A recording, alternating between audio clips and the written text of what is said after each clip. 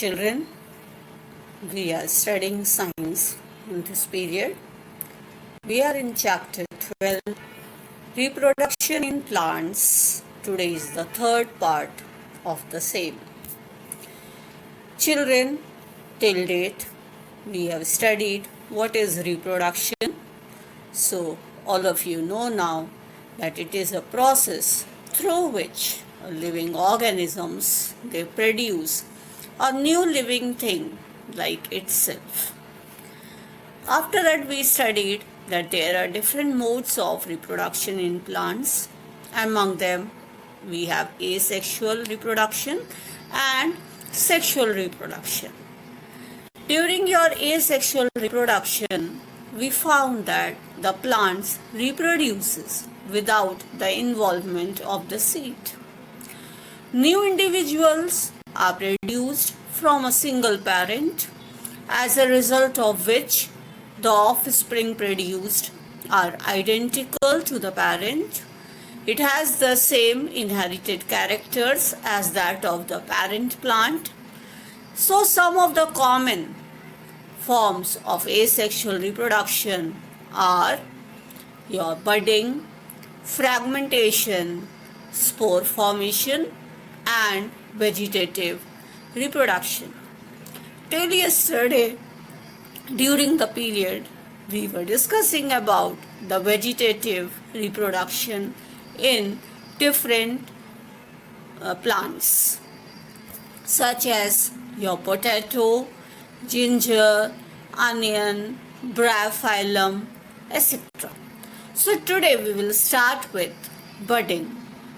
In some unicellular organisms like yeast, a small bud-like projections start growing from the parent body. Slowly it grows into size until a complete similar cell like the parent is formed. It keeps on growing and then it gets detached from the parent body. In this way, a chain is formed, giving rise to a number of new individuals. Such a process of multiplying with the help of formation of bud is called budding.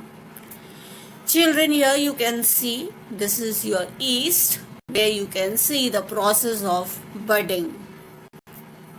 Here you can see how it takes place. From the parent body, the nucleus.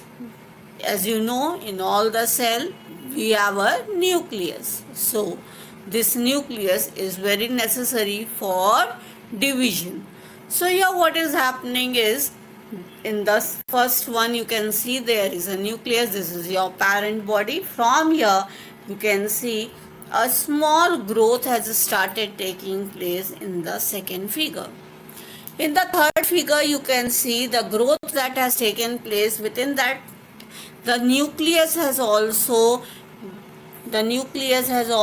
gone into it. Okay, here you can see the mitotic division is taking place, which you don't know, but here you can understand that the division is taking place and the nucleus is being passed into that small daughter cell also.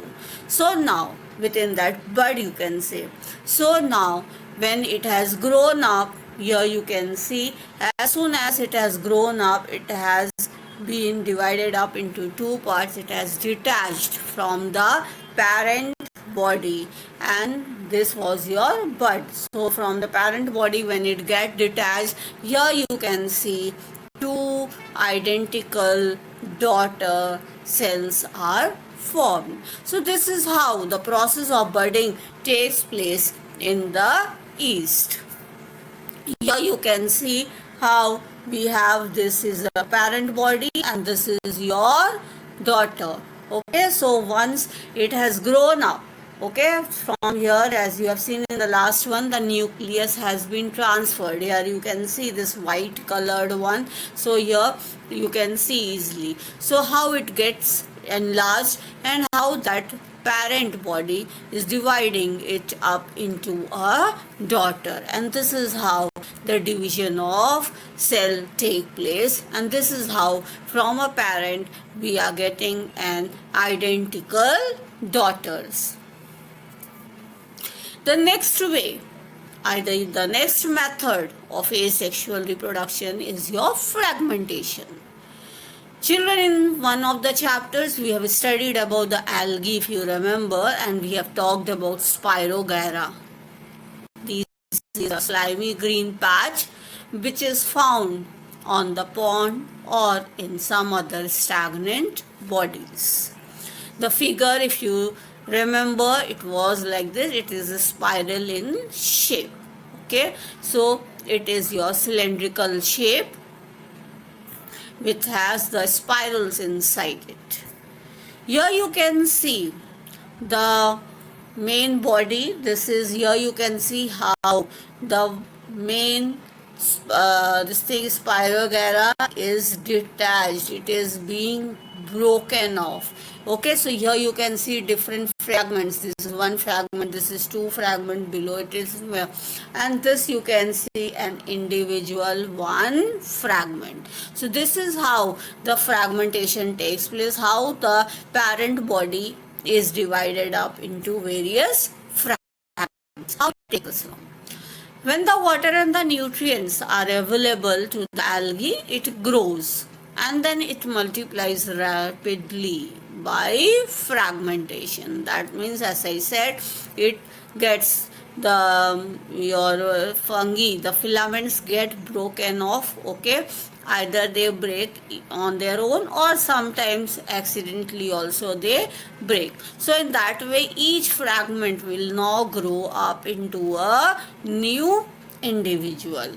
An algae breaks up into two or more fragments. These fragments or the pieces now grow up into a new individual, and this process continues, and then it covers a large area within a short time. That means, that is why if you find little algae somewhere, it grows up very fast because it is growing with the process of fragmentation, and each filament will grow up into a new fragment, either a new filament.